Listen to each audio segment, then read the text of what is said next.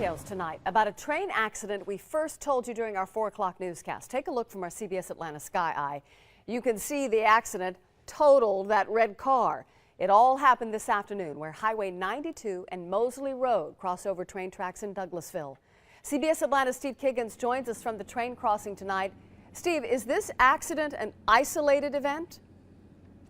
You know, Stephanie, it's really not. And the driver of that vehicle was thankfully able to get out of her car with plenty of time to spare before that train came along. Now, the problem may be the way that the asphalt was laid. There's about a 6-inch drop between the surface of the road and the railroad ties, and neighbors here say cars get stuck there a lot.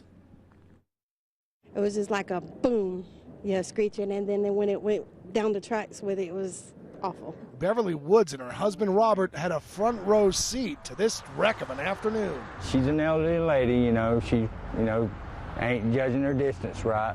But that's what happened. She ran off too far over here and she got stuck. From CBS Atlanta's Sky Eye, you can see what's left of this car after an oncoming train smashed into it. The locomotive pushed the vehicle 1,000 feet before finally stopping. The driver was able to get out of the car before the collision. The neighbors say cars get stuck on the tracks all too often. We've been having truckers get stuck out here, vehicles getting stuck on the tracks. I've helped quite a few, maybe 4 or 5 people get off the tracks. Broad Street and Mozley Road is Douglasville's most accident-prone railroad crossing. Apart from several collisions in the past year, there have been 22 documented incidents of cars getting stuck on the tracks. Norfolk Southern repaved the crossing, but left a considerable drop-off instead of a tapering slope.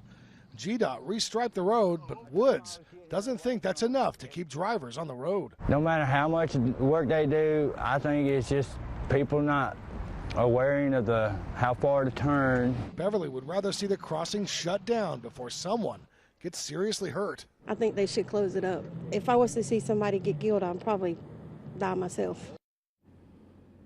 Now, we are still waiting to hear back from Norfolk Southern to see if they have any plans to make improvements at this crossing to try and minimize collisions.